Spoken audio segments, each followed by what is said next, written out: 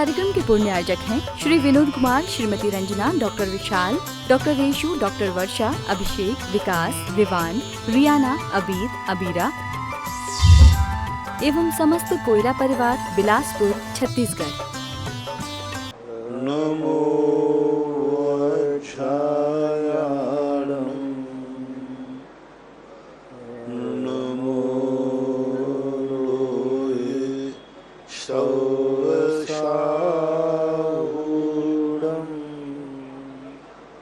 पंच परमेष्टि भगवान की जय हो। आचार्य श्री गुरुवर कुंद कुंद महाराज की जय हो। आचार्य श्री गुरुवर विद्यासागर महाराज की जय हो। परम पूज्य निर्यापक मुनि श्री 108 सुधा सागर जी महाराज की जय हो। श्री निष्कंप सागर जी महाराज की जय। मुनि संघ की जय। अंकुर कॉलोनी सागर से ऋषभ जैन इनकी जिज्ञासा है। पूज्य गुरुवर के चरणों में त्रिवान नमोस्तु। गुरुवर, मेरी जिज्ञासा है कि तीर्थंकर भगवान जब गृहस्थ अवस्था में जीवन में अपना विवाह करते हैं तो क्या वह अपने विवाह में बुलाने के लिए सबको निमंत्रण देते हैं या फिर सभी लोग बिना बुलाए ही वहाँ पर आ जाते होंगे? कृपया समाधान करें। बड़े आदमियों के लिए कुछ स्वयं व्यवस्था नहीं करना पड़ती, उनका सब काम व्यवस्थित होता है। मुख्यमंत्री, राष्ट्रपति आदि जो होते हैं ये मात्र संकेत करते हैं, सब कुछ उनका पीए काम करते हैं। सारी फाइलें पीए के नाम से चलती हैं।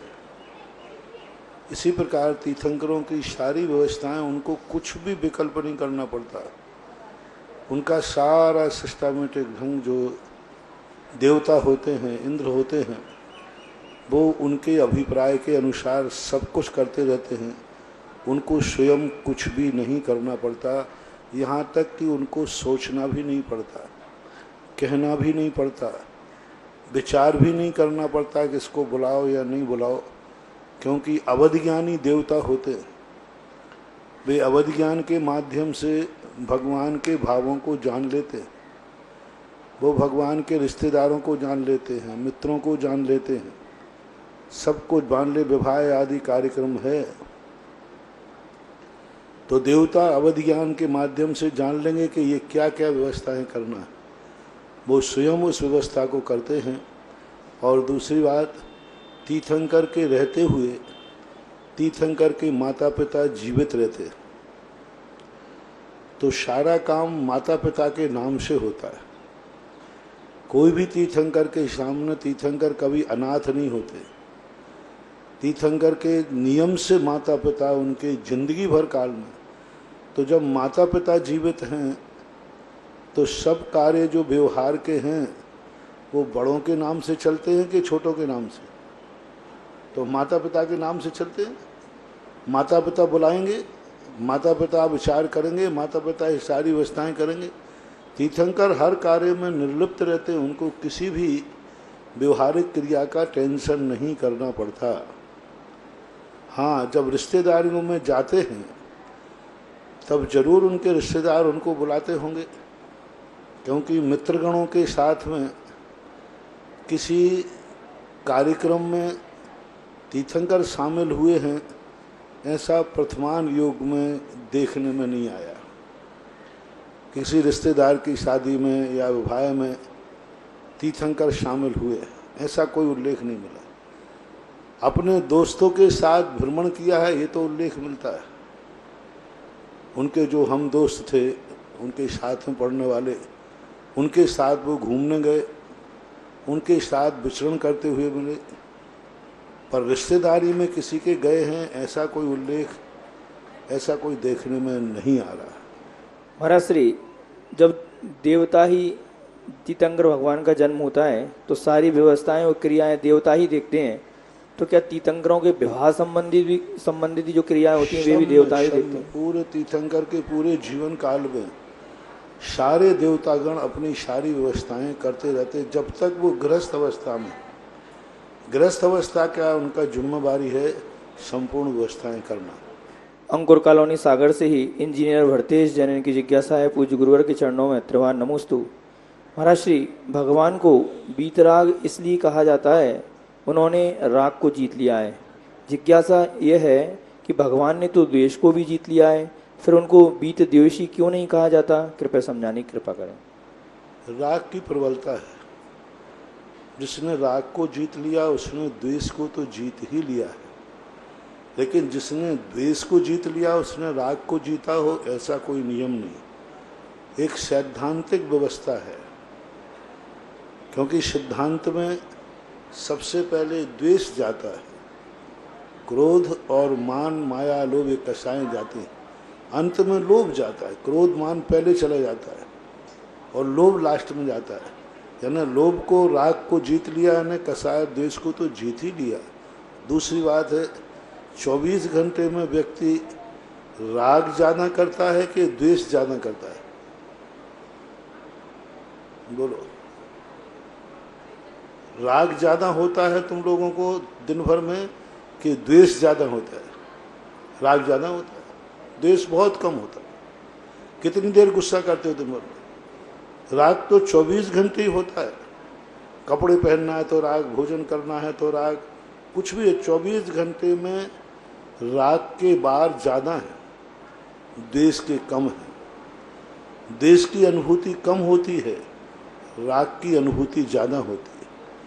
24 घंटे में आप लोग द्वेष का भाव कम आता है, राग का भाव ज्यादा आता है। तो राग की प्रबलता ज्यादा हो जाने से राग को जीतने को कहा जाता है। और राग जिसने जीत लिया, बीत राग का द्वेष तो उसका अपने आप यूं बातों बातों में जीत लेगा। सागर से आदेश जैन की जिज्ञासा है, पूज्य गुरुवर के चरणों में त्रिवार नमोस्तु। महाराज श्री त्रिलोक सारजी में नरक त्रियक लोक अधिकार में 814 नंबर की गाथा के अर्थ में बताया है कि सुवदिनाथ से शांतिनाथ भगवान के पर्यंत 7 तीर्थंकरों के अंतरालों में वक्ता, श्रोता और धर्माचरण करने वालों का अभाव होने से सधर्म और जैन धर्म का विच्छेद रहा। महाराज जी ये कैसे, कृपया समझाने की कृपा करें। तीर्थंकरों में आताताई राजा बीच में चौथे काल में भी हुए हैं।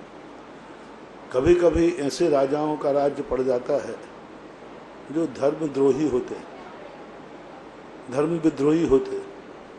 वे राज की सत्ता आने पर धर्माचार को पूर्णतः नष्ट कर देते। आपको मालूम है, सुना और देखा होगा, कंस जैसे राजा। अब कंस जैसे राजा साधुओं को पसंद नहीं करते थे। क्यों नहीं पसंद करते थे? क्योंकि लोग साधुओं को राजा से भी ज्यादा बड़ा मानते थे।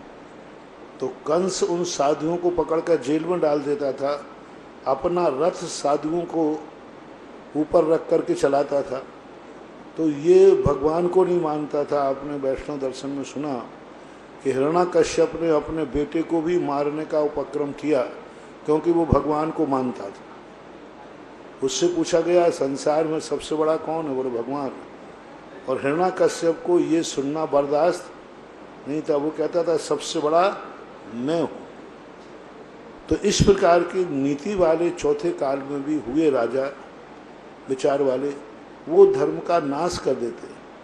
पुनः तीर्थंकर होते हैं, पुनः कुछ समय तक तीर्थंकरों का प्रभाव चलता है, लेकिन हजारों लाखों वर्षों का अंतराल होने से ऐसे आताताई राजाओं के कारण से धर्म और धर्मात्माओं का अभाव हो जाता है। धन गांव से मैना जैन की जिज्ञासा है, पूज्य महाराज श्री के चरणों में त्रिवार नमोस्तु। महाराज श्री मेरी जिज्ञासा है कि श्रुत ज्ञान क्या है, कैसे उत्पन्न होता है, किन्हें उत्पन्न होता है और इनके भेद क्या हैं? क्या गाय, भैंस, सांप, सिंह, नरक आदि पापी जीवों को भी अवधि ज्ञान हो सकता है क्या? कृपया समझाने की कृपा करें। शुद्ध ज्ञान की अवधि? हाँ, श्रुत ज्ञान का ऊपर पूछा। शुद्ध ज्ञान जो कहलाता है, शुद्ध ज्ञान के दो भेद होते हैं। एक जो होता है शब्द, इसको शुद्ध ज्ञान कहते हैं उपचार से। वस्तुतः ये मति ज्ञान ही है। शुद्ध ज्ञान का अर्थ होता है जो वस्तु हमने प्राप्त की है उसके संबंध में अच्छे बुरे का विचार आना। ये वस्तु अच्छी है, ये वस्तु बुरी है, ये वस्तु किसकी है, ये वस्तु सामान्य किसी की नहीं है। जैसे ये माइक है, अब एक माइक है, सामान आप देख रहे हैं, ये आकार है, ये आकार है, तुरंत आपके मन में आया ये माइक किस कंपनी का है। ये शुद्ध ज्ञान का काम है। जो अपन इंद्रियों से जानते हैं उसके संबंध में विशेष जानना, जैसे अपन को कोई वस्तु मिल सामने पड़ी है, तुरंत भाव आएगा ये वस्तु अच्छी है या बुरी है, ये वस्तु हानिकारक है लाभकारक है, किसकी है, यहाँ क्यों पड़ी है। ये जो ज़्यादा द्वंद्व चलता है ये सब शुद्ध ज्ञान का खेल। शुद्ध ज्ञान पेड़ पौधों में भी होता है, ये भी अच्छा बुरा जानते हैं। बुरी चीज़ होती है तो ये ग्रहण नहीं करते, अच्छी चीज़ को जो उनको हो वो ग्रहण करते हैं। चींटी के पास, सबके पास होता है। अवध ज्ञान जो है मनुष्य त्रियंचों में दोनों में पाया जाता है, बशर्ते संगी पंचेंद्री होना चाहिए। लेकिन पंचम काल में ऐसा कोई उदाहरण पेश नहीं है यानी हम कह सकें, लेकिन हो सकता है। हाथी को, सिंह को आदि कुछ पशुओं के नाम शास्त्रों में मिलते हैं कि इनको अवध ज्ञान की उत्पत्ति हो सकती है। लेकिन अब कोई ऐसा विशेष उदाहरण देखने में नहीं आया कि फलाने त्रियंच को अवध ज्ञान उत्पन्न हुआ था। जाति स्मरण का तो आता है कि जाति स्मरण उत्पन्न हुआ, लेकिन सिद्धांत ग्रंथों में त्रियंचों को भी अवध ज्ञान का वर्णन धवला जी के अंदर मिलता है।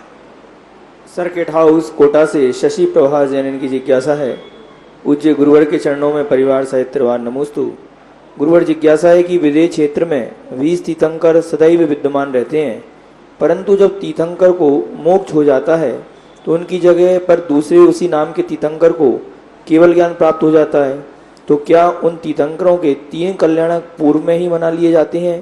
क्योंकि तीर्थंकरों के तो अतिवृषभ आचार्य महाराज ने त्रिलोक परिणति के अंदर इनको ने इस प्रकार का ये 32 विधेय होते हैं।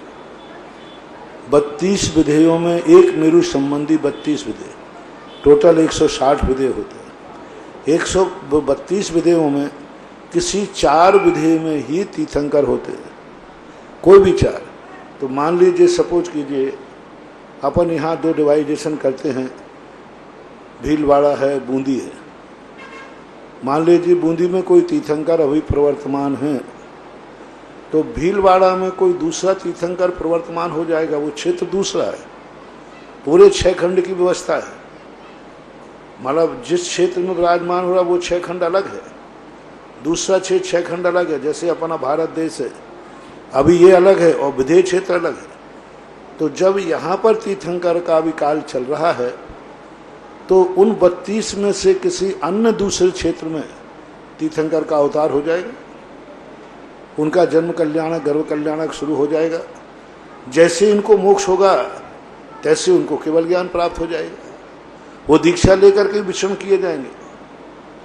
केवल ज्ञान के बाद 20 तीर्थंकरों की गणना आएगी। जन्म से तो अपने आप में 19 से 20 बनते रहते, और 3 कल्याणक वाले भी तीर्थंकर हो सकते हैं, कोई बाधा नहीं। लेकिन ये तो निश्चित है कि जहाँ से तीर्थंकर अभी विराजमान हैं, तुरंत दूसरा तीर्थंकर उसी नगरी में उत्पन्न नहीं हो सकता। 3 कल्याणक वाला भी ऐसी व्यवस्था नहीं बन पाएगी कि तुरंत उनको मोक्ष हो जाए और तुरंत ही दूसरा वहाँ हो जाए। 32 में से कहीं हो जाएगा। मान लो अभी तीर्थंकर इस क्षेत्र में है, दूसरा तीर्थंकर दूसरे क्षेत्र में उत्पन्न हो जाएगा। 32 में से किन्हीं 4 में तीर्थंकर चाहिए, तो वो 4 की व्यवस्था बनती रहती है, वहाँ ऐसी व्यवस्था है। कबूल नगर शाहदरा दिल्ली से उमंग जैन की जिज्ञासा है, पूज्य गुरुवर के चरणों में त्रिवार नमोस्तु। महाराज श्री कहते हैं कि अभी भगवान महावीर स्वामी का वर्तमान शासनकाल चल रहा है। महाराज श्री, प्रश्न मेरी जिज्ञासा है कि जब भगवान महावीर स्वामी का शासनकाल चल रहा है, तो जब भी पंचगणक होते हैं तो हम भगवान ऋषभदेव का ही पंचगणक क्यों मनाते हैं? कृपया समाधान करने की कृपा। शासनकाल 24 तीर्थंकरों का चल रहा है। वर्तमान शासन नायक अपन भगवान महावीर स्वामी को बोलते हैं, लेकिन 24 तीर्थंकर चूंकि इस युग के प्रथम तीर्थंकर हैं, उनके बहुत सारे उपकार हैं, बहुत सारे उपकार। महावीर तक पहुंचने के लिए ऋषभदेव ने 6 कर्म की व्यवस्था बनाई, ज्ञान की व्यवस्था बनाई। उनके इतने उपकार इस दुनिया के ऊपर हैं। मैंने एक दिन प्रवचन दिया था कि आज वर्तमान में जो कुछ भी तुम रोजी रोटी कमा रहे हो, वो सब ऋषभदेव की देन है। जितने भी व्यापार हैं सब ऋषभदेव की देन है, एक बात। दूसरी बात, क्योंकि वर्तमान में जो भी पंचगणक होते हैं उसमें एक ही मूर्ति नहीं होती। महावीर स्वामी का हम मना सकते, लेकिन उसमें फिर दूसरी मूर्ति की प्रतिष्ठा नहीं होना चाहिए। सारी मूर्तियां किसकी हों? महावीर स्वामी की हों। अब उसमें कोई शीतलनाथ की रखें, कोई आदिनाथ की, कोई अजितनाथ की रखें। तो अब जब पंचकल्याणक में 24 भगवानों की मूर्तियां आती हैं, ऐसे में हम छोटे का पंचकल्याणक मनाएं कि बड़े का मनाएं? बड़े में छोटे समाहित हो जाते हैं, लेकिन छोटों में बड़े समाहित, आदिनाथ में सब समाहित हो जाएंगे, महावीर स्वामी में नहीं। लेकिन फिर भी मनाने में कोई बाधा नहीं है। कई स्थानों पर, मेरे सानिध्य में भी कई स्थानों पर पारसनाथ, बिजोलिया के अंदर पिछले वर्ष पारसनाथ पंचकल्याणक मनाया गया। देवगढ़ के अंदर उत्तर प्रदेश में शांतिनाथ पंचकल्याणक मनाया गया, शांतिनाथ का मनाया था। तो मनाने में कोई बाधा नहीं है, लेकिन ऋषभ देव का मनाने से एक व्यवस्थित होता है। महावीर स्वामी में एक तो फिर बात है, महावीर स्वामी का जीवन का पंचकल्याणक मनाने में हमें तो मजा आएगा, तुम्हें नहीं आएगा, क्योंकि तुम्हें रंगारंग कार्यक्रम चाहिए। अब रंगारंग के बिना तो मजा नहीं आता। तुम्हें आदिनाथ में तुम्हें रंगारंग मिल जाता है, नीलांजना का नाच मिल जाता है। अब महावीर स्वामी के जीवन में क्या कहा, बाल ब्रह्मचारी थे।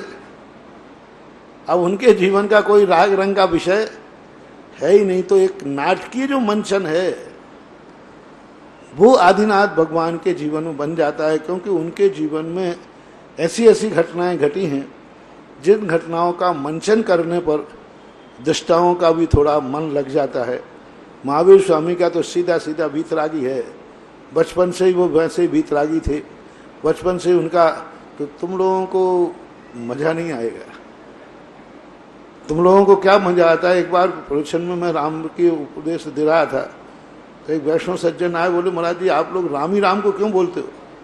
मैंने क्यों भैया? बोले महाराज जी रामचंद्र जी की जीवन उदासीन है, जिंदगी भर संकट ही संकट, जिंदगी भर। तो मैंने फिर क्या बोलूं? बोले आप तो कृष्ण जी की बात बोला करो, मजेदार जीवन है उनका, खूब गोपियों के साथ खेलना, भूख लगे तो चोरी करके दहेड़ी फोड़ जाना, ये जीवन ठीक है। रामचंद्र जी का जीवन तो उदासीन। तो आप लोगों को लिए स्टेज का कार्यक्रम थोड़ा रंगारंग कार्यक्रम चाहिए पड़ता है, वो आदिनाथ के जीवन में मिलता है। उनका वैराग्य ही एक नीलांजना के नृत्य देख करके हुआ। फिर भी यदि आध्यात्मिक रंग मनाना है तो आप महावीर स्वामी का पंचकल्याण करिए, कोई आपत्ति नहीं। गौरजावर सागर से नीलेश जैन की जिज्ञासा है, पूज्य गुरुवर के चरणों में त्रिवार नमोस्तु। महाराज श्री जब भी भगवान का प्रक्षाल मार्जन करते हैं तो पुजारी लोग भगवान को बार बार हाथ से छूते हैं, सर लगाते हैं, तो क्या महाराज जी ये करना उचित है क्या? कृपया मार्गदर्शन करने के लिए। वो मूर्ति को साफ करने के लिए कभी कभी करना पड़ता है।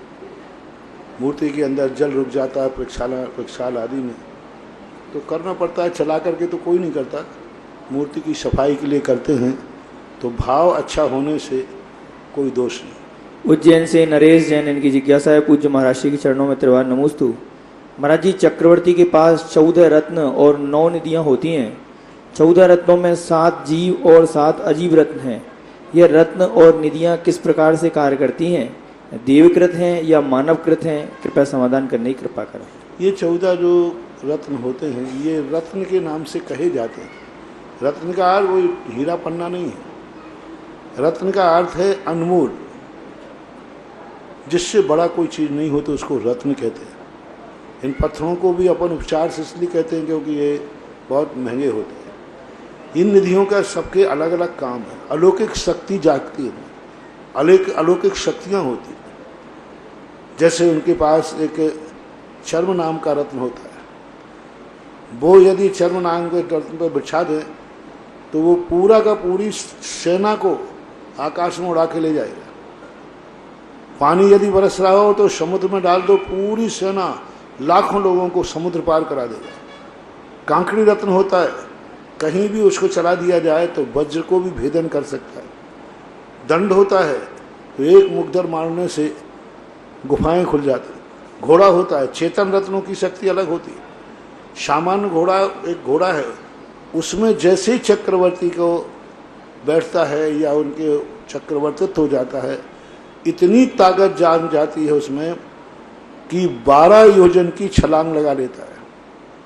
एक योजन 4 कोस का होता है, तो 12 योजन कितने का हो गया? 48, और एक कोस में 2 मील होते तो 48 दूनी 96, और 1 मील में 1.5 किलोमीटर होता है तो 96 डेढ़ा 144 किलोमीटर की छलांग लगा लेता है घोड़ा जब चक्रवर्ती उस पर बैठता है। 144, चलो सर भेजो, नहीं वो तो अभी कम ही है। 144 किलोमीटर की छलांग लगा लेता है। यहां से छलांग लगाएगा 144, जैसे पिक्चरों में दिखाते ना वो घोड़े को ये तो दिखाते हैं वहां तो। और चक्रवर्ती की दीक्षा के बाद वह घोड़ा 10 मीटर की छलांग नहीं लगा पाता। उस समय उसकी शक्ति जागी। उनके अंदर एक स्त्री रत्न होता है। 96,000 रानियों में एक ही रानी ऐसी होती, पटरानी, जिसको रत्न क्यों कहा गया? जैसे वो पटरानी पद पर बैठती है उस समय उसके हाथ में इतनी ताकत आ जाती, इतनी ताकत आ जाती है कि डायमंड कभी किसी से फूटता नहीं है। और वो डायमंड को यूं पकड़ कर के चुटकी से आटा बना देती है। आटा बना करके, डायमंड का आटा बना करके चौक पूरती है। इतनी ताकत उसमें आ जाती है, इसलिए उसको रत्न कहते हैं। स्त्रियों में इतनी ताकत कहीं संसार में हो ही नहीं सकती, लेकिन चूंकि वह रत्न के रूप में है तो वो ताकत उसमें आ जाती है। इसी प्रकार उनके रसोइया होता है। सब चीज में ऐसे चेतन अचेतन की अलग अलग शक्तियां उनकी हैं। और अब ये देवोपुनीत होती हैं? नहीं, देवोपुनीत शक्तियां नहीं हैं। ये शक्तियां स्वयं उनके अंदर प्रकट होती हैं। शक्तियां जैसे रिद्धियां जो होती हैं, ऐसी रिद्धियां अपने आप आत्मा की शक्ति जागती है। वहाँ कहीं ये नहीं कहा कि इतने देवों की शक्तियाँ उसमें विद्वान हैं, ऐसा उल्लेख शास्त्रों में देखने में आया नहीं है। हाँ, चक्ररत्न के जरूर 1000 देवता रक्षा करते हैं, लेकिन इन निधियों में देवता आकर विद्यमान हो जाते हैं, ऐसा आगम उल्लेख देखने में नहीं आया। अजमेर से संजय जैन, इनकी जिज्ञासा है, पूज्य गुरुदेव के चरणों में त्रिवार नमोस्तु। गुरुदेव, चक्रवर्ती जब व्यंतर जाति के देव से युद्ध करते हैं तो देव प्राण घातक हमला नहीं कर सकते, किंतु चक्रवर्ती कर सकते हैं, ऐसा आपने बताया। गुरुदेव, जिज्ञासा है कि चक्रवर्ती के द्वारा प्राण घातक हमले में यदि देव का मरण हो जाए तो क्या ये अकाल मरण नहीं होगा, जबकि देवों का तो अकाल मरण होता नहीं है? समाधान करने का। चक्रवर्ती का सेनापति प्राण घातक हमला कर सकता है, लेकिन देवताओं के प्राण घात होते ही नहीं। जब होते ही नहीं तो करो हमला, कितने करना? वो गर्दन काट भी देगा, उसका मरेगी नहीं, दूसरी गर्दन आ जाएगी। पारा होता ना, पारा, पारे को आप काटोगे तो वो कटेगा ही नहीं, पानी को आप काटोगे वो कटेगा ही नहीं। तो प्राण घातक हमला होना अलग चीज है और प्राण घात होना अलग चीज है। देवताओं का कभी प्राण घात नहीं होता है, ऐसा माना है। सिरोन से शुभ्रा जैन, इनकी जिज्ञासा है, पूज्य गुरुवर के चरणों में त्रिवार नमोस्तु। गुरुवर, मेरी जिज्ञासा है कि पूरे विश्व में किसी भी देश को माता नहीं कहा जाता, लेकिन हमारे देश को भारत माता तथा सोने की चिड़िया क्यों कहा जाता है? हमारे देश में दूध की नदियाँ कैसे बहती होंगी? कृपया समाधान करने की कृपा करें। माता कहने का अर्थ होता है जो हमारे लिए प्राणों की रक्षा कराती है, जीवन दान देती है, सुरक्षा करती है, उसको माता शब्द बोलते हैं। अब वो पाता, कई लोग नदी को भी माता कहते हैं, पहाड़ों को भी माता कहते हैं, पत्थरों को भी माता कहते हैं। तो ये एक शाब्दिक अर्थ है कि मातृत्व का अर्थ होता है जो रक्षा करती, जीवन दान देता है। तो पृथ्वी से भारत देश को सब कुछ मिलता है। सबसे बड़ा विश्व का कृषि प्रधान देश है भारत,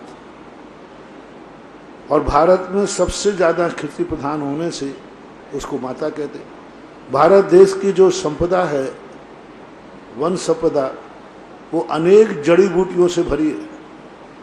विश्व के अंदर पेड़ पौधे हैं, लेकिन औषधि के पेड़ विश्व में इतने ज़्यादा नहीं जितने भारत में। भारत के पेड़ों में औषधि पना ज़्यादा था, पहले भी था, आज भी देख लीजिए ना। इतना बड़ा अमेरिका है, लेकिन उसके पास नीम के पेड़ नहीं हैं, और भारत देश में नीम के पेड़ यहीं 2 खड़े हुए हैं, छाया बैठे।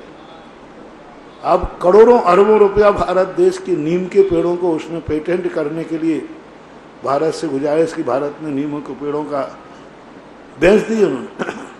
अब नीम के पेड़ की मूल दवाई बना सकता है अमेरिका। तो ऐसी स्थिति में बहुत सारी चीज़ें हैं जिनके कारण माता कहते हैं विश्व पाश्चात्य देश है, वो माता जानते ही नहीं हैं, वो तो माँ शोषण जानते हैं, वस्तु को भोगना जानते हैं, वस्तु का उपकार मानना जानते ही नहीं।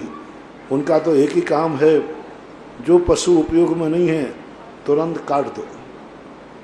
तुरंत एक व्यवस्था है उनके यहाँ है, पशुओं को जब तक उपयोग है ठीक, जैसे उपयोग खत्म तुरंत काट देते हैं, तुरंत मार के फेंक देते हैं। तो ये पाश्चात्य, इसलिए तो उनको पाश्चात्य संस्कृति में लेते हैं। पाश्चात्य सभ्यता का अर्थ है ये पुरानी आदिवासियों की सभ्यता है कि अपना उपयोग करो और वस्तु को फेंक दो। भारत देश ऐसा नहीं करता, कोई वस्तु उपयोग में नहीं आती तो भी उसका मान रखते हैं। दूध की नदियों का अर्थ होता था दूध यहाँ बेचा नहीं जाता था। कुछ चीज़ें ऐसी होती हैं जो बेची नहीं जाती थी। अनाज बिकता नहीं था, दूध बिकता नहीं था, नमक बिकता नहीं था। नमक तो अभी तक नहीं बिकता था जब गांधी जी थे। जब नमक पर टैक्स लगाया गया तो गांधी जी ने उसका बड़ा विरोध किया, बहुत बड़ा विरोध किया कि नमक जैसी वस्तु पर तो टैक्स मत लगाओ। तो ऐसी स्थिति में कुछ चीज़ें ऐसी थी भारत में जो एक दूसरे को दूध कभी बेचते नहीं थे, अपमान मानते थे। पड़ोसी को दूध चाहिए तो वैसे ही दूध दे देंगे, लेकिन विक्रय नहीं करेंगे। इसलिए कहते थे कि वहाँ दूध की नदियाँ बहती हैं, क्योंकि दूध लोग बेचते नहीं हैं, दूध लोग बांटते हैं। बेचना और बांटना, आज तो दूध क्या पानी बांट देवे तो बहुत बड़ी बात है। पानी भी बिकने लगा है। एक दिन वो था जहाँ दूध नहीं बिकता था, दूध बंटता था। दूध की प्याऊ खुलती थी, दूध की प्याऊ खुलती थी। गोकुल होते थे राजा महाराजाओं के, और उनके प्याऊ खोल देते थे कि जाओ दूध जिनको जितना चाहिए ले लो। पर दूध से होते होते छाछ पे आया। राजस्थान में शेखावाटी में जब बिहार किया तो कई गांव में गए, वहाँ देखा महाराज हमारे यहाँ पहले छाछ की प्याऊ लगती थी गर्मी में। शेखावाटी में छाछ की प्याऊ, चौराहे होते ना नदी के कुएं आदि, वहाँ हम लोग गांव के सब लोग छाछ लाते थे, और वहाँ जितने राहगीर आते थे सबको छाछ पिलाते थे। अब छाछ भी पैक हो गई, वो बिकना, पानी बिक ही रहा है, और दूध तो अब जैसा है तो तुम मान ही रहे हो कि दूध तो बिक ही रहा है। तो उस समय ये चीज़ें विक्रय का रूप न होने से कहा जाता था यहाँ दूध की नदियाँ बहती थी। परम पूज्य आध्यात्मिक संत निर्यापक श्रमण मुनि पुंगव सुधा सागर जी महाराज के श्रीमुख से जिज्ञासा समाधान पारस चैनल के माध्यम से दुनिया के 122 देशों के तमाम भक्त अपने घर टेलीविजन के समक्ष बैठे हैं। पूज्य गुरुदेव के चरणों में नमोस्तु अर्पित कर रहे हैं। उपस्थित श्रद्धालुओं की ओर से भी पूज्य गुरुदेव के चरणों में बारंबार नमोस्तु नमोस्तु नमोस्तु। प्रथम जिज्ञासा के लिए मैं आवाज दे रहा हूं दादा भाई श्री मांगीलाल जी अजमेरा अमरगढ़, और तैयार रहेंगे श्री प्रकाश जी पाटनी अजमेर। आपने जो एक बहुत बड़ी यात्रा निकाली थी, गगन विहार यात्रा, मानी हुई यात्रा, जो आज भी इतिहास के नाम से वो प्रसिद्ध है, और मेरा ख्याल है कि जब तक कमलेश्वर का इतिहास लिखा जाएगा वो यात्रा हमेशा याद रहेगी। तो उसी यात्रा का वर्णन मैंने अपने शब्दों में, अपनी पंक्तियों में लिखा है, और मैं वो विवरण आपके चरणों में अर्पित करना चाहता हूँ। यह यात्रा हजारों वर्ष पुरानी स्थिति को वर्तमान में उजागर कर रही है। यह मुनिवर सुधा सागर की ऊंची सोच, भव्य भावना, जो समोसरण की गगन यात्रा को जमीनी यात्रा में बदल रही है, जिसे देखकर मानो इंद्रलोक में भी हलचल मच गई है। अरे ये कौन है जो गगन की यात्रा को धरती की यात्रा में बदल रहा है? अरे ये कौन है जो हम देवों को धरती पर खींच रहा है, धरती पर इंद्रलोक को दिखा रहा है? अरे ये और कोई नहीं, मुनि पुंगव सुधा सागर महासागर ही तो है, जो गगन यात्रा को धरती पर उतार रहा है। पहली पंक्ति, यह अद्भुत है, अद्वितीय यात्रा, अविस्मरणीय, अविश्वसनीय यात्रा जो अब तक इस धरती पर न हुई है, न फिर कभी होगी। राजस्थान की वश नगरी और ऊपर माल मेवाड़ का खेराड़ प्रांत इसका साक्षी है। इस यात्रा का 2 तीर्थों को जोड़ने वाली 80 किलोमीटर की दूरी 7 दिनों में 6 पड़ावों के साथ चमलेश्वर पहुंची। जब ये गगनविहार यात्रा, समोसरण यात्रा लगभग 9 किलोमीटर की यात्रा बनकर चमलेश्वर बिजोनिया से निकल रही थी, तो जब मैंने उस यात्रा को देखा तब ऐसा लगा कि यह इतनी भव्य यात्रा किस कारण से है। तब मेरा मन कह उठा, जब मैं बिजोलिया में पावन यात्रा निकल रही थी, उसको देखकर मेरा मन कह उठा, अरे ये कुछ नहीं, केवल मुनि पुंगा और सुधा सागर का जलवा है जो बिखर रहा है। सुधा सागर का सुधा रस बरस रहा है, सुधा सागर का सुधा रस बरस रहा है, जो एक झरने के रूप में फूट पड़ा है। इसीलिए मैंने इसको झरना कहा। और वो झरना बहता बहता क्या कहता है, सुनिए, मैं बह बह के गा रहा हूँ, गा गा के बह रहा हूँ, मिल मिल के गा रहा हूँ, मिल मिल के मिल रहा हूँ। इस प्रकार से वो झरना की स्थिति है, वो आपने पैदा। समाज की एक रूपता समरसता दिखा रहा हूँ, वो झरना कह रहा है, समाज की एक रूपता समरसता दिखा रहा हूँ, आपसी प्रेम और सहयोग के गीत गा रहा हूँ। जहाँ से स्रोत जहाँ से निकलता है, उसका उद्गम स्थान अगर निर्मल है तो उससे बहने वाला प्रवाह भी निर्मल ही होगा। जिसका उद्गम स्थल तपोदय तट बिजोलिया हो, जिसका उद्गम स्थल तपोदय बिजोलिया हो, तो उससे निकलने वाला प्रवाह भी तप वाला, साधना वाला और संयम वाला ही होगा। यह मिलन कितना सुंदर है, इस सोच को देने वाला मुनि पुंगव सुधा सागर कितना सुंदर होगा। इस सोच को देने वाला मुनि पुंगव कितना सुंदर होगा, कितना सुंदर होगा, कितना सुंदर होगा।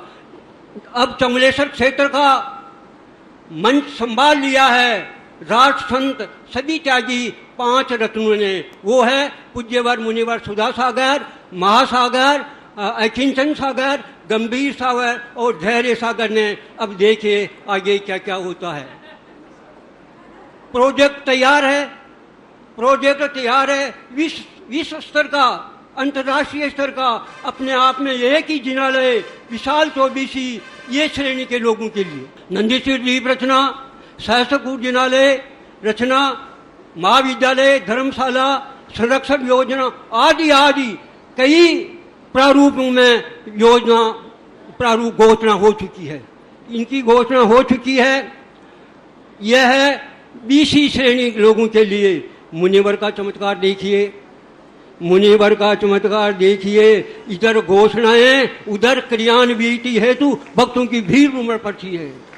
अगली जिज्ञासा श्री सुरेश जी कासलीवाल सांगानेर से, और तैयार रहेंगे प्रकाश जी पाटनी साहब, है ना।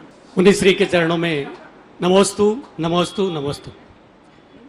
महाराज जी, सुबह के प्रवचन में यह बात आई कि देवता लोग भी मनुष्य गति के लिए तरसते हैं।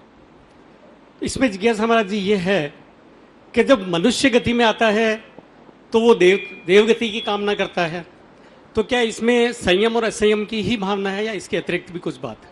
संयम असंयम, वहाँ की स्वतंत्रता नहीं है, देवताओं की परतंत्रता है। संसार में सबसे ज्यादा डरपोक कोई जाति है तो देवता, सबसे डरपोक। क्योंकि इसलिए डरपोक है क्योंकि कोई भी उसे बांध लेता है, मंत्रों से उनको बंधना पड़ता है, और मंत्रवादी कई बार उनसे गलत काम कराता है, तो वे पराधीन हो जाते हैं। जैसे किसी को मालूम हो कि हमें कोई भी गुलाम बना सकता है, तो देवता सबसे ज्यादा उनको कोई लोग गुलाम बना देते हैं, वो बंधन में आ जाते, कोई भी उनको साध सकता है। तो उनकी जो पराधीनता है वो बड़ी विचित्र है, और उनको वहाँ पर जो कुछ वे सब कुछ नियत है। नियत का अर्थ होता है उनके हाथ में कुछ भी नहीं है, वो कर्म की कठपुतली बन गए। मूल शरीर अपने विमान के बाहर देख भी नहीं सकता, ऐसा हाथ बाहर नहीं निकाल सकता। जैसे आप एरोप्लेन में बैठते हैं, पूरे पैक हो गए, वहां तो पूरा पैक है एकदम, जाना है तो विक्रिया शरीर से जाओ, मूल शरीर विमान के अंदर पैक होता है। तो इस प्रकार की कुछ वहाँ मानसिक प्रताड़ना है और वहाँ ईर्षा स्पर्धा ज़्यादा है।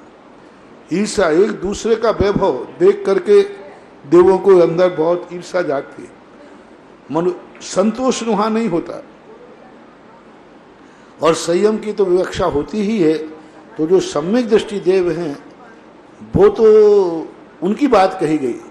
जो मिथ्या दृष्टि देव हैं वे तो देव पर्याय छूटते ही आकुल व्याकुल हो जाते हैं। ये मैंने इसलिए बार बार मैंने कहा सम्यक दृष्टि देव। मिथ्या दृष्टि देव को तो जब उनकी आयु खत्म हो जाती तो वे तो आकुल व्याकुल, अब मेरा सब जाएगा, ये सब छूट जाएगा, इतने विषाद में चले जाते हैं कि मरकर एक इंद्रिय हो जाते हैं। मां सम्यक दृष्टि देवताओं की बात है और सम्यक दृष्टि देवता नियम से संयम के प्रति लालायत होता है। तो ये मां सम्यक दृष्टि ज्ञानी की देवता की अपेक्षा समझना, मिथ्या दृष्टि की अपेक्षा नहीं। नमस्ते। श्री अनिल जी दावानी, शिक्षक डाटुंडा विद्यालय, अपनी जिज्ञासा रख रहे हैं और तैयार रहेंगे पंडित भुवनेश जी शास्त्री, सिलोदा तीर्थ। पूज्य महाराज श्री, मैं स्थानीय विद्यालय में शिक्षक हूँ। मेरे विद्यालय परिवार के 11 भाइयों और 3 बहनों की ओर से मैं आपके श्री चरणों में प्रणाम करता हूँ।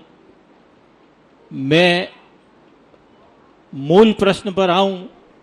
वर्तमान में विद्यालय में बहुत अच्छी टीम कार्यरत है और हम पूरा प्रयास करते हैं इस बात का कि बच्चों में व्यवहारगत परिवर्तन आए, राष्ट्र की मुख्य धारा से जुड़ने के लिए। लेकिन बावजूद इसके बच्चे के सर्वांगीण विकास में व्यवहारगत परिवर्तन लाने में हम पूरे सफल नहीं हो पाते। यही मेरा प्रश्न। आपका सोचो मेरा सोच यही है।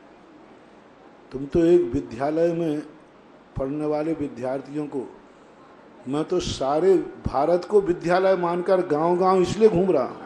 जय हो, जय हो। और गांव-गांव घूम करके यही बात चाहता हूं कि हमारा पुराना भारत लौट के आ जाए, हमारी पुरानी संस्कृति लौट के आ जाए। हमें इन प्रश्नों का जवाब देने में बड़ी तकलीफ होती है कि कभी यहाँ दूध की नदियाँ बहती थीं, बच्चों को समझाना पड़ता है। और मैं चाहता हूँ कि आज भी दूध की नदियाँ बहा दूँ जिससे थी न हट जाए, है आ जाए।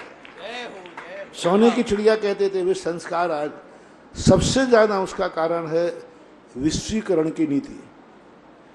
आज जो सारा विश्व मोबाइल पर, टीवी पर आ चुका है, आज हर चीज़ जो ऐसी है कि कोई भी दुनिया की कोई भी चीज़ नहीं बची जो टीवी और चैनल पर सबके सामने उजागर नहीं करे। चाहे अच्छी चीज़ें हों चाहे बुरी चीज़ें हों। तो अच्छी चीज़ों का तो अनुकरण लोग कम करते हैं, बुरी चीज़ों का अनुकरण बहुत ज़्यादा करते हैं। आज चैनल के माध्यम से जो पाश्चात्य संस्कृति अपना नंगा नाच प्रस्तुत कर रही है वो बच्चों को आकर्षित कर रही है। और बच्चे लोगों को उस तरफ आकर्षण, क्योंकि उनका आकर्षण बहुत ज़्यादा है, उनको संस्कारों से मतलब नहीं, आकर्षण से मतलब है। वह चीज़ सबसे ज़्यादा टीवी पर, मीडिया पर दिखाएंगे जो बच्चों को आकर्षित करती, ज्ञानियों को नहीं, मूर्खों को। वो जानते हैं कि कितने लोग दुनिया में मूर्ख हैं और मूर्ख लोग, हर व्यक्ति हर वस्तु से आकर्षित हो जाता है। और आज वही चीज़ें जो ज्ञानी हैं, संस्कारवान हैं, उनके लिए उनका कोई प्रभाव नहीं पड़ता। और वो जो देखना चाहते हैं उसको वो टीवी पे दिखाते नहीं, लेकिन जो मूर्ख लोग देखना चाहते हैं वो टीवी पर दिखाते हैं। तो आज जो वर्तमान का मीडिया है, इस मीडिया ने जो रूप धारण कर लिया है उसके सामने आप या हम लोग मात छोटी सी आवाज़ उठा रहे हैं। नगाड़ों के बीच में तूतू की आवाज़, उनके जो पाश्चात्य संस्कृति है वो नगाड़े के समान होती है। हम प्रवचन में बोलेंगे 1 घंटे, आप स्कूल में बोलेंगे घंटे 2 घंटे, और बच्चा 24 घंटे टीवी में कुछ और देख रहा है जो हमारे विचारों के खिलाफ है। तो 24 घंटे का प्रभाव पड़ रहा है और उसमें गलती हमारी ही है। एक छोटा सा संस्मरण आपको स्मरण सुनाते हैं, एक उदाहरण। पहले बच्चा जब रोता था तो माँ उठा करके छाती से लगाती थी, गोदी में खिलाती थी। बच्चा जब रोता था तो माँ उठाकर छाती से लगाती थी, गोदी से खिलाती थी। आज बच्चा जब रोता है तो उसे मोबाइल पकड़ा देती है और स्वयं पिक्चर देखने में मस्त हो जाती है। सबसे बड़ी चीज़ है, आज छोटा बच्चा जब भी रोता है उसको कार्टून चालू करके मोबाइल पकड़ा देती है। अब बच्चे में संस्कार आया कि मैं जब रोया तो मुझे किसने हंसाया? मोबाइल ने। तो अब वो जिंदगी भर मोबाइल का ही गुण गाएगा, बड़ा होने के बाद मम्मी पापा को नहीं। और पहले मम्मी पापा उठा के छाती से लगाते थे तो बच्चा सोचता था जब मैं रोया तो मुझे किसने हंसाया? माँ ने हंसाया। तो वो माँ का ध्यान रखता था, माँ जो कहती थी वह कहता था, और आज उसका मोबाइल जो कहेगा वह करेगा। तो ये गलती बहुत बड़ी माँ बाप की है। मैं जगह जगह कहता हूँ, बच्चे रोने पर कभी उसको टीवी मत दिखाओ, बच्चे के रोने पर कभी उसे मोबाइल मत दो, अन्यथा वो बच्चा तुम्हारा नहीं होगा। बड़ा होने के बाद वो ना माँ को पहचानेगा ना पिता को पहचानेगा, उसको किसी से मतलब ही नहीं रहेगा, क्योंकि उसकी जिंदगी मोबाइल है। एक सबसे बड़ा कार्य चल रहा है। तो इस प्रकार से यदि सारे भारत के माँ बाप अपने बच्चों को बड़े होने तक यदि उसको मोबाइल का आकर्षण न दिखाएं, उस समय मोबाइल को कुछ वो जानता भी नहीं है। चलो बड़े बच्चे को दे दिया कि भाई समाचार दे रहा है, वो तो अभी पालने में पड़ा है, अभी तो वो छोटा सा है। लेकिन 99% माताएं अपने बच्चे से पिंड छुड़ाने के लिए मोबाइल पकड़ा देते हैं। ये सबसे बड़ा कुसंस्कार है। अब इस संस्कार के सामने आप कितना भी पढ़ाएं लिखाएं, कुछ भी प्रभाव पड़ने वाला नहीं। और दूसरा कारण है कि बच्चों को पढ़ने के लिए जो बच्चों की उम्र माँ बाप के संरक्षण में रहती है, वो बच्चे हॉस्टल में जाकर पढ़ते हैं, नौकरों के हाथ का भोजन करते हैं। तो नौकरों के हाथ का भोजन करेंगे वो नौकर ही बनेगा, और माँ के हाथ का भोजन करेगा तो वो बेटा बनेगा। ये चीज़ें कुछ ऐसी विकृतियाँ आ गई हैं, अब उसके लिए कैसे मिटा पाएंगे? मुझे तो दिखता है कि अपना प्रयास मात भुजते दीपक को हाथ लगाना है, बाकी अब तो प्रलय ही इस पश्चात संस्कृति को रोक पाएगा। 2 मिनट और लूंगा प्लीज। पूज्य महाराज श्री जब सिलोर पधारे थे तो सिलोर प्रवास से ही मेरी एक अंतरात्मा की इच्छा थी महाराज जी के दर्शन करने की। और जब आज आप डाटुंदा की धरती पर पधारे और बहुत नजदीक से दर्शन हुए, तो मैं मेरे पूरे विद्यालय परिवार के लिए महाराज श्री का पूरा आशीर्वाद चाहूंगा कि हम आपके द्वारा हम बताए गए मार्ग पर चल सके और सफल हो सके, ऐसा आशीर्वाद हमें प्रदान करें। डाटुंगा विद्यालय में आज पूरा शिक्षक परिवार पूज्य गुरुदेव का आशीर्वाद प्राप्त कर रहा है। श्री भुवनेश जी शास्त्री शीलोदय, और तैयार रहेंगी लक्ष्मी जैन, इनके बाद तैयार रहेंगी ऋतु जी महेश्वरी। नमोस्तु महाराज जी। सकल दिगंबर समाज बूंदी सिलोदय तीर्थ क्षेत्र बूंदी की ओर से आपके श्री चरणों में त्रयबार नमोस्तु नमोस्तु नमोस्तु। प्रश्न मेरा ये है कि हमारे जीवन में न्याय ग्रंथों की क्या उपयोगिता है? न्याय ग्रंथों की हमारे जीवन में क्या उपयोगिता है? न्याय ही जीवन है। न्याय ग्रंथ, न्याय ही जीवन है, और जीवन की कहानी तो ग्रंथ में लिखी है। न्याय के जितने ग्रंथ हैं ये साक्षात हमारी बुद्धि को प्रत्युत्पन्नमति बनाते हैं, कुशाग्र बनाते हैं, जीना सिखाते हैं, समस्या का समाधान। न्याय ग्रंथों में जिस प्रकार उलझा करके सुलझाया जाता है, न्याय ग्रंथ एक शतरंज के खेल के समान मस्तिष्क को कुशाग्र बनाता है। न्याय में अंधविश्वास खत्म हो जाता है, साक्षात विश्वास जागता है। न्याय वाले व्यक्ति को कोई भटका नहीं सकता, दूसरों को वो सतमार्ग पर लगा सकता है। न्यायवान व्यक्ति को कभी हार्ट अटैक नहीं हो सकता, क्योंकि वो कभी टेंशन में नहीं आता। न्यायवान व्यक्ति, कभी न्याय शास्त्रों को पढ़ने वाला व्यक्ति कभी नींद हराम नहीं हो सकती, क्योंकि वो सत्य का ज्ञाता होता है। आज वर्तमान में जितने न्याय हैं, न्याय का अर्थ होता है प्रमाण और न्याय। प्रमाण और न्याय के बिना तो दुनिया अधूरी है, उसके बिना क्या जानोगे क्या? प्रमाण न्याय रधिगमः, सारे न्याय शास्त्रों में प्रमाण और न्याय की तो सिद्धि है। और प्रमाण के जो विषय हैं वो कोई कुछ बना लेता है, आत्मा को बना लेता है, कोई सृष्टि को बना लेता है, कोई ईश्वर को बना लेता है। लेकिन प्रमाण का मूल स्रोत है प्रमाण और न्याय। अन्य दर्शनकार प्रमाण की सिद्धि करते हैं, जैन दर्शनकार प्रमाण के साथ न्याय की सिद्धि करते हैं। इसलिए प्रमाण दर्शन शास्त्र जीवंत व्यक्ति की किताब हैं, जो जीने की कला सिखाते हैं, जो न्याय ग्रंथ पढ़ लेता है उन्हें जिंदगी बोझ नहीं लगती, जिंदगी फूल जैसी सुभाषित होती है। अगली जिज्ञासा लक्ष्मी जैन और तैयार रहेंगी ऋतु महेश्वरी। इनके बाद तैयार रहेंगे कैलाश चंद जी लोहाड़े या रूपनगढ़। मैं लक्ष्मी जैन ओवन से महाराज श्री के चरणों में बारंबार नमोस्तु करती हूँ। महाराज जी, मेरी जिज्ञासा है, ज्ञानावर्णी, दर्शनावर्णी आदि 8 कर्मों में मोहनीय कर्म की स्थिति बहुत प्रबल बताई गई है।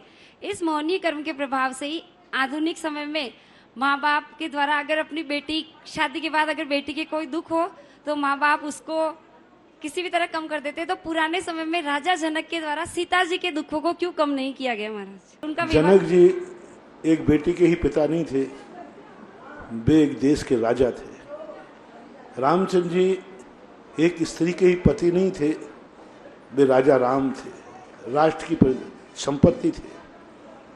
दुनिया जो है आज जिस मोहिनी कर्म की बात आप कर रहे हैं वह मोहिनी कर्म का एक बेटी और पिता का संबंध होता है, लेकिन राजा जनक के पास तो 2 संबंध थे। एक वो बेटी के पिता थे, दूसरे एक राजा भी थे, और राजा होने के नाते उनके कई सारे ऐसे कर्तव्य होते हैं कि यदि राजा एक अपराधिनी की बेटी का शरण लेते हैं तो राज्य सारा अपराध से भर जाता है। रामचंद्र जी यदि प्रजा का पक्ष न लेते तो सारी प्रजा अपराधों से भर जाती। रामचंद्र जी अपराधी नहीं थे, सीता अपराधिनी नहीं थी, वो तो पवित्र थी, सती थी, उसमें कोई संदेह नहीं था।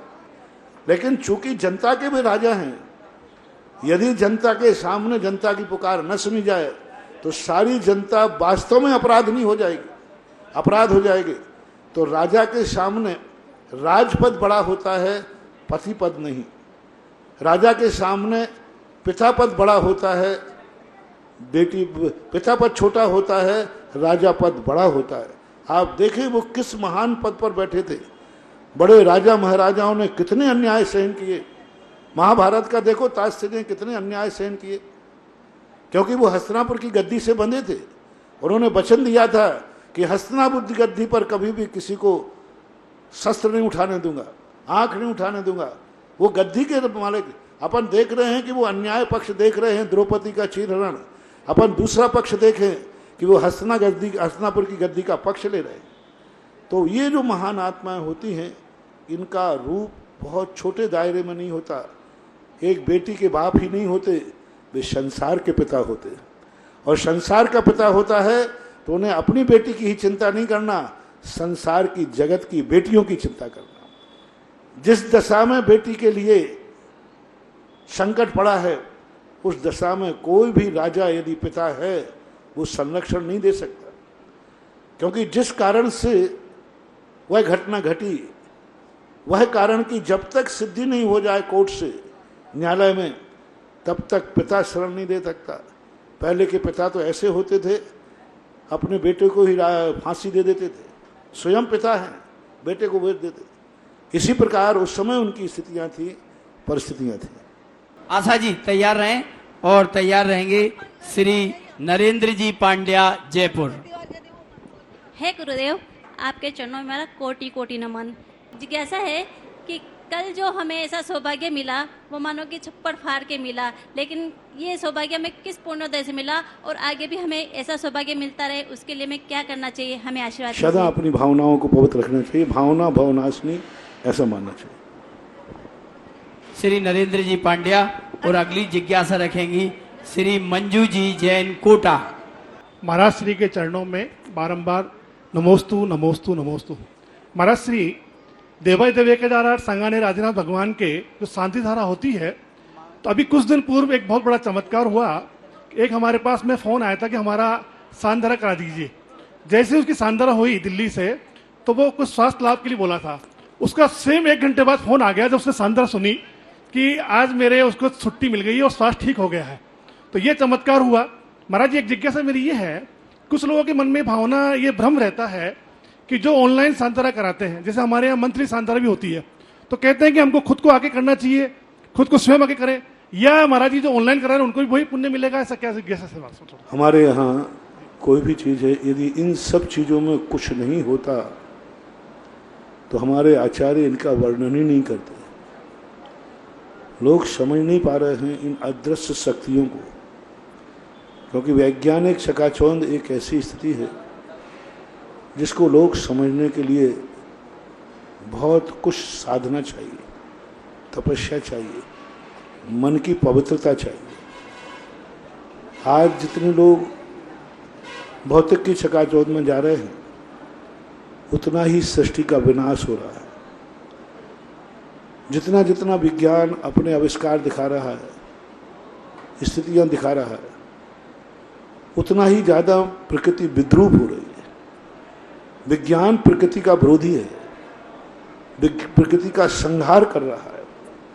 यंत्रों का आविष्कार करके उसने प्रकृति का बहुत बड़ा विध्वंस किया है। आज जो पहले लोग मिट्टी चाहते थे, पत्थर चाहते थे, हाथ से तोड़ते थे, फोड़ते थे, अपना उपयोग करते थे, आज मशीनें बना करके वो महीनों महीनों पहाड़ को अलग कर देते हैं। तो प्रकृति वैज्ञानिक आविष्कारों से कुपित है, और कुपित का परिणाम यह है कि जितना जितना विज्ञान आगे बढ़ रहा है, प्रकृति विनाशशील। आज विज्ञान कह रहा था कि मैंने ऐसा मेडिसिन निकाल लिया, विश्व की हर शक्ति पर मैंने काबू कर लिया। कोरोना ने दिखा दिया कि तुमने कितना आविष्कार किया।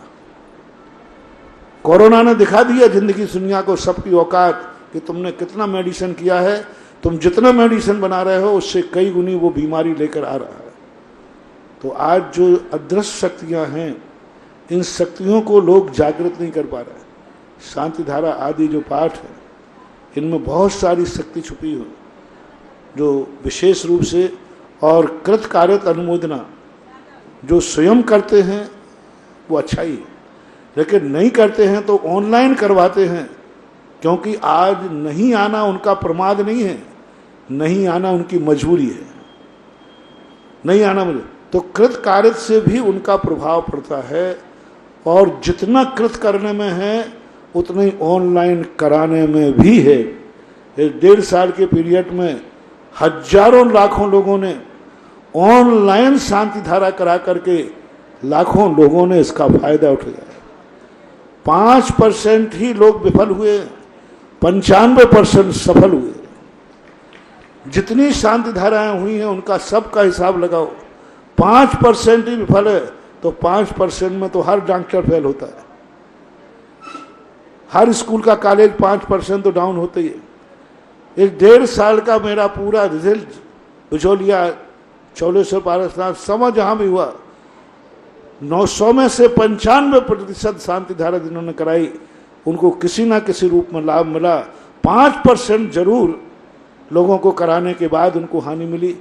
कुछ शांति धारा ही सब कुछ नहीं है, कुछ पूर्व में किए हुए कर्म भी होते हैं। अब 95% लाभ होना ये क्या बता रहा है, कितनी बड़ी शक्ति बता रहा है। 5% की स्थितियां हैं तो कुछ उपादान भी होता है, बहुत बड़ा प्रभाव पड़ता है। और फिर तो सांगानेर वाले बाबा की तो वो तो बाबा ही हैं, जगत बाबा हैं, जगत व्यापी हैं, बहुत बड़े महान हैं। शारदा जैन और तैयार रहेंगी मंजू जैन कोटा। शारदा जी जिज्ञासा, मंजू जी मेरे जैन और कोटा। मेरे परिवार की तरफ से त्रिकाल नमस्तु नमस्तु नमस्तु। महाराज जी, मेरा प्रश्न है कि आलोचना पाठ में आता है आहार विहार और निहारा, इनमें नहीं जतन विचारा, इसमें इसका क्या अर्थ है? आहार विहार निहारा, इनमें न जतन निहारा, यानी आहार में, विहार में, बुहार में, इन कार्यों में जतन यानी सावधानी नहीं रखी। इनमें यदि मेरे से असावधानी हुई हो तो उसके लिए आलोचना की गई। इस कार्यक्रम के पूर्ण आयोजक हैं श्री विनोद कुमार, श्रीमती रंजना, डॉक्टर विशाल, डॉक्टर रेशु, डॉक्टर वर्षा, अभिषेक, विकास, विवान, रियाना, अबीद, अबीरा एवं समस्त कोयरा परिवार, बिलासपुर, छत्तीसगढ़।